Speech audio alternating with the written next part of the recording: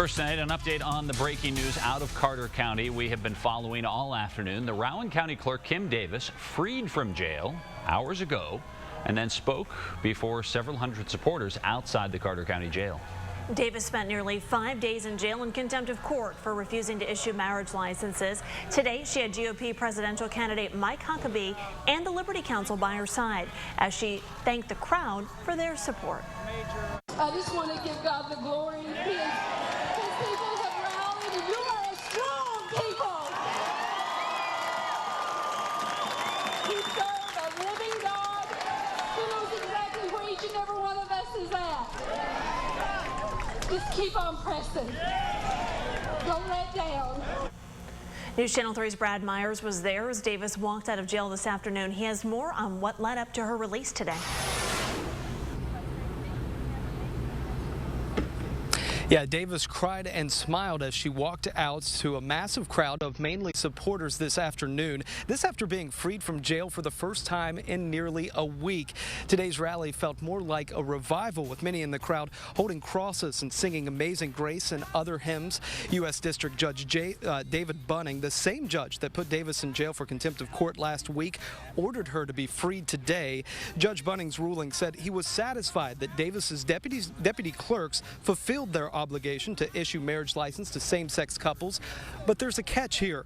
The judge's new order says Davis cannot interfere with her deputies issuing marriage license to all legally eligible couples. Now, it's still unknown what Davis will do once she returns to work. Her lawyer would only say she cannot and will not violate her conscience. Kim is someone who's loyal to God, and she is loyal to her job and to her people, and she plans to be back at work this week. But I can guarantee you, knowing Kim, she loves God, she loves people, she loves her work, and she will not betray any of those three. Now, we asked her attorney what won't violating her conscience. What does that mean exactly? He simply said, you'll have to find out. Tim Davis didn't specifically comment on her release or this case at all, but a reporter did ask her what was going to jail worth it. She simply smiled and nodded yes. All right, Brad, and two GOP presidential hopefuls were in Grayson today to show their support for Kim Davis. Here's a picture of Mike Huckabee meeting with Kim Davis and her husband today at the Carter County Detention Center. Huckabee says that he believes Davis should never have been put in jail in the first place because he says she was following her conscience and the law. Also in Grayson today, Texas Senator Ted Cruz, another candidate, but it is not clear if he had a chance to meet with her today. Huckabee says he feels that Christians are being persecuted nationwide. That if somebody needs to go to jail, I'm willing to go in her place. And I mean that because I'm tired of watching people being just harassed because they believe something of their faith. And we cannot criminalize the Christian faith or anybody's faith in this country. In light of Davis's release today, Governor Beshear is reiterating that he will not call a special session to overhaul the state's process for licensing marriage. He also says he does not believe that Davis's religious freedoms are being compromised by issuing marriage licenses. I don't see that the religious freedom law has been trampled on. What you had here was a public official who voluntarily ran for election to that office, who is being paid $80,000 of taxpayers' money, and the statute set out the duties of that office. But then she decided she could pick out the duties that she would perform and not perform some of the others. And I don't think the religious freedom law was ever passed to allow a public official not to do their job. Over the last 5 days, crowds continue to grow each and every day outside the jail as supporters called for her release. And today, hundreds of people were there singing hymns and reading scripture as they waited for Davis to be released. News Channel 3's Andrew Colgrove has more from the people who have spent days outside that jail. Well, Tim, driving into Grayson this afternoon, the traffic was moving at a very slow pace. Well, more than 1,000 people were outside the Carter County Detention Center here in support of Kim Davis. Just walking around here, you're seeing license plates from Georgia, Virginia, Indiana. As Brad mentioned earlier, it had the feeling of a religious revival. Folks were singing gospel songs. People were standing around preaching. Signs, folks had signs up defending the sanctity of marriage. I talked with one lady who actually lives just walking distance from the Carter County Detention Center here. She said she never dreamed she'd see this kind of a crowd right in her backyard. She, like all the others in the crowd, were thrilled to see Kim Davis released today, but they felt like with her spending 6 days in jail, this release was long overdue. Well, that makes me feel good. They shouldn't have had her in there to begin with, but they make bond for people that murders and all this crap. They should have made her bond the same day they put her in there. And although Davis's lawyer did not make it clear what her intentions were moving forward, you certainly got the feel from the crowd and some of the speakers that they hope she continues to take a stand against same-sex marriage. Tim? Hey, thanks, Andrew. We'll be following, of course, this breaking story all evening on air and on WSAZ.com, where you can actually catch up from the very beginning. And we'll hear from Davis and demonstrators outside the jail coming up tonight at 10 and 11. Police in Proctorville are looking for a man who robbed the U.S. Bank at gunpoint. The robbery happened just before 4 o'clock this afternoon at the branch on County Road 107. Police say that the robber wore a full face mask along with sunglasses to cover his face. He left in an older model gold or tan Chevy Malibu with West Virginia plates. If you have any information that could help find the robber, you're asked to call Proctorville Police. 2 people are facing charges tonight in the death of a teenager from Greenup County. The Greenup County Sheriff says 19-year-old Maddie Conley was found dead on State Route 784 around midnight. The sheriff says that she died after some type of ATV accident, but is not releasing any other information right now due to the investigation. James Ratliff was charged with second-degree manslaughter following her death, according to the sheriff. A 17-year-old in this case has also been arrested. The sheriff is expected to release more details about exactly what happened tomorrow. The driver of a pickup truck is in critical condition after being thrown from the vehicle early this morning. The crash happened about 6:30 in the morning on State Route 94 between Marmet and the Boone County line. Investigators say the pickup truck driver was headed north when the truck collided with a log truck that was headed south. The driver of the log truck was also taken to the hospital. No word on that person's condition. Route 94 was closed to clean up that accident. A Kanawha County Sheriff's deputy was involved in a 2-vehicle accident on First Avenue. It happened a little after 4 o'clock. No one was injured. Nitro and St. Albans police responded to the accident. The cause of the crash is still under investigation. New information tonight on a large fire that destroyed 4 businesses and several apartments in Paintsville. In total, 8 families lost their homes in this fire from last night, and 4 businesses, including a bowling alley, a roofing company, a barber shop, and a thrift store, destroyed. News Channel 3's Emily Hansen joins us live with the cleanup that's underway tonight. Behind me, you'll see that roofing and siding business that has been completely destroyed by the fire. Firefighters have been working to put out pop-up fires all day there, and it's one of several businesses that have been affected. And I talked to business owners and tenants last night and today as they watched their homes and stores go up in flames. The American Red Cross is helping those displaced families find a place to stay, get the necessities, get clothes for the next few days. As you said, this did affect businesses, including a thrift store and a barber shop, and the owner of the barber shop says she's devastated but looking ahead. Everything's a total loss, but with the grace of God and my beloved customers, we'll be back. It has been a somber scene here, but the good news is no major injuries have been reported. Firefighters have been working hard, and I just heard one of them walk by me and say he's ready for a 3-day nap.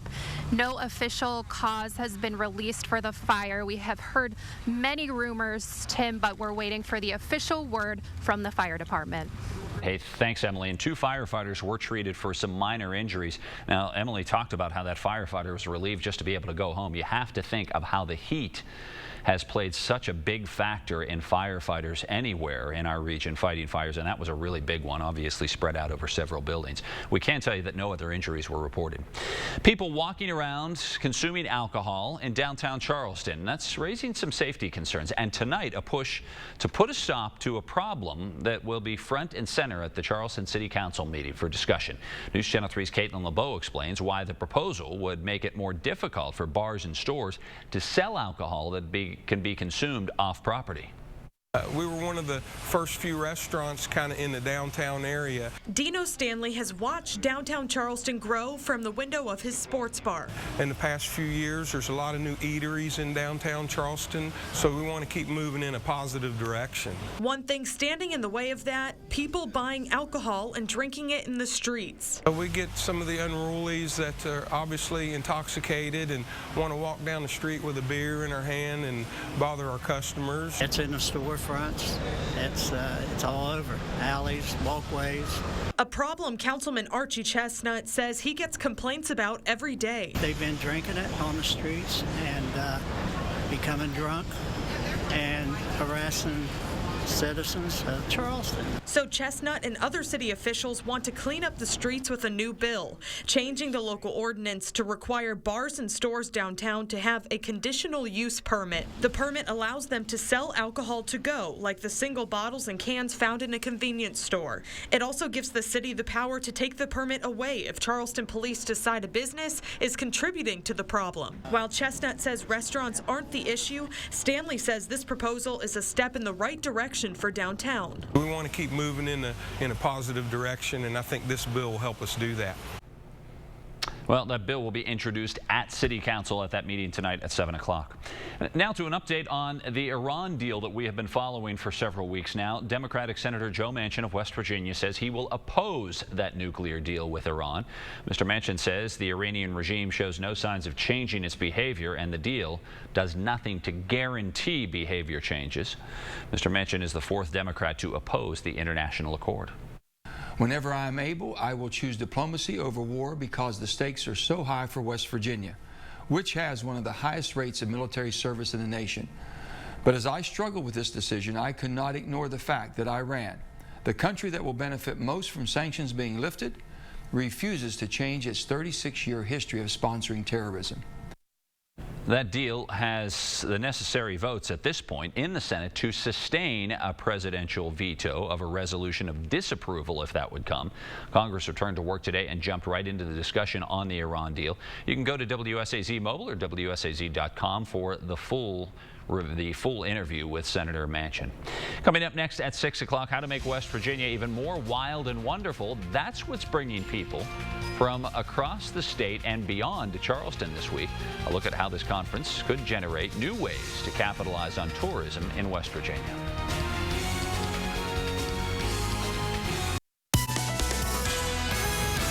First warning weather. 6:15 on the button. Our West Virginia Lottery weather cam on the mighty Ohio River in Point Pleasant, looking toward the Silver Memorial Bridge with a gathering evening cloud cover.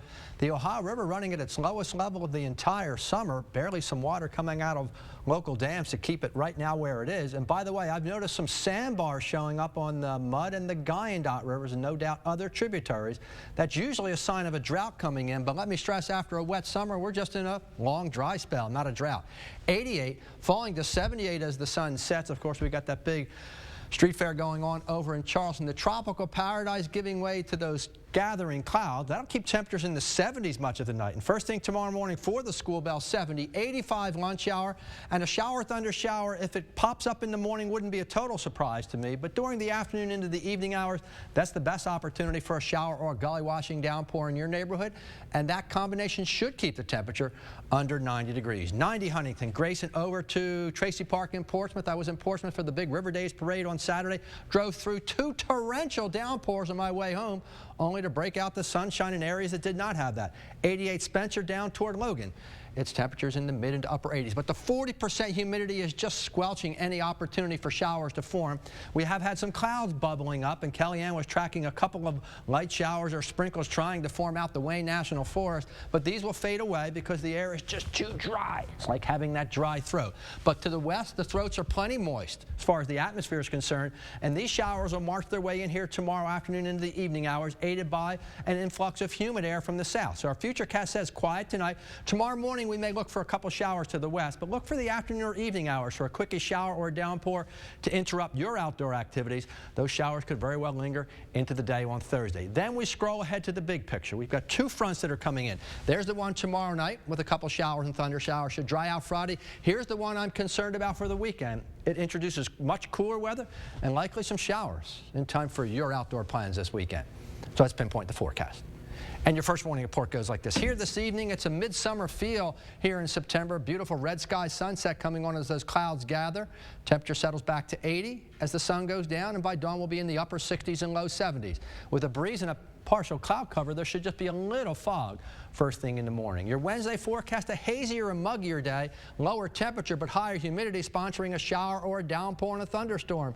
Afternoon into the evening hours favored, high temperature mid and upper 80s. A couple showers and thunder showers linger Thursday. Hopefully we dry out Friday and Friday night football before the weekend. We've got the battle for the bell. We've got WVU at home. We've got Chili Fest. Right now I'm thinking a little more pessimistic with an unsettled pattern and probably some showers around over the upcoming weekend, Tim. All right. Hey, thanks, Tony. Hundreds of tourism professionals from 12 different states have flocked to Charleston to see what the Mountain State has to offer and also help come up with some new ways to make it even more wild and wonderful as far as tourism is concerned. News Channel 3's Kathleen Moxley joins us live from Capitol Street at the fair on Capitol Street, which is a small part of a big conference this week. Right, Tim, it's called the Real Wild and Wonderful Street Fair. You could probably hear some of the entertainment. Also, a ton of vendors here, food, wine, crafts, you name it. And they're all here to kind of showcase a little bit of what West Virginia has to offer, as well as welcome the Southeastern Tourism Society. This is the first time they've been to West Virginia since 2003 and the first time they've ever had a conference here in Charleston. That conference kicked off a little earlier this afternoon over at the Marriott with a performance from Cabell Midland High School's marching band. About 200 tourism professionals from the southeastern part of the country are here to bounce ideas back and forth with each other. They're focusing not only on your standard river rafting, hiking, and biking, but they're also putting an emphasis on urban adventures, brainstorming more ways to get people downtown and into these businesses. Officials with the Charleston Convention and Visitors Bureau say they have no doubt this conference will help with that. This is our peer group. These are other top-notch tourism professionals that are coming in, seeing Charleston maybe for the first time. So we take great pride and great ownership in being able to host something like this. The street fair is one of several activities that's going on during the conference this week. It's really picking up. It just started at 6 o'clock and it's set to last till 8 o'clock, Tim. All right, thanks, Kathleen. And that conference, by the way, lasts through Thursday. Up next, Marshall's new QB proves he's ready to lead, and Ohio State puts some talent on display. That move right there. Keith is up next with the reaction. All right, Keith is in to check sports, and quite an impressive show by the #1 team in the country last night. I mean, everybody was kind of shaking there. I mean, Virginia Tech is not the Virginia Tech of old, but... And they lost their quarterback, to be fair, and they were hanging there. That didn't help, but Ohio State, the quarterback wasn't playing defense for Virginia Tech. So many weapons, Tim, so many weapons. While the entire country, including UFC fighter Ronda Rousey, wondering who would start at quarterback for the Ohio State Buckeyes. Well, after watching their game with Tech last night, it begs the question, does it really matter? Buckeyes dominant in that win, and that means they right now are far above the rest of the crowd in the top 25 poll. They get all 61 first-place votes. Alabama did move ahead of TCU. You see Baylor still in the top 5, and the rest of the crowd. The Mountaineers pick up some votes at number 31 after their win over Georgia Southern. More on them in a minute. In a game where Cardale Jones says he wasn't notified he was starting until the huddle before the game, well, he certainly did his part. He threw for 186 yards and 2 touchdowns. And then Ezekiel Elliott took over center stage. But Jones was big, and the guy can play. You can't bring him down. He's got a strong arm. And after that, we spoke of Elliott. He goes 80 yards to the house. And that new H-back, Braxton Miller, with the highlight of the college football season, albeit the young college football season. Incredible spin move right there. Are you serious? Going full speed? So many players, only 4 quarters. J.C. Barrett also had a pretty good highlight display. This quarterback battle should be fun. We put ourselves in a unique situation as a team with me and JT, just because of our talent and just because of how the team, rolls when each of us in the game. Pretty emotional. I overcame something so tragic and, fought and believed in myself and had faith and,